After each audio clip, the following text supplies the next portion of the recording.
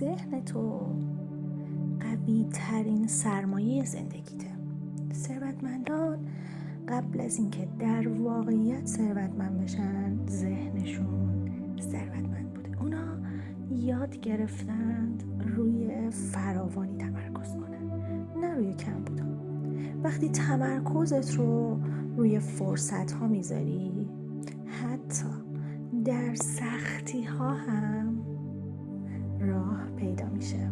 اما متاسفانه وقتی تمرکز تو روی ترس و کمبود بذاری، همه چیز محدود به نظر میاد. از همین امروز با هر فکر مثبت دروازه توانگری رو به روی زندگی خودت باز کن. یادت باشه ذهن ثروتمند ثروت واقعی رو میسازه. راز توانگری درون توست. تو شایسته رشد و ثروتی.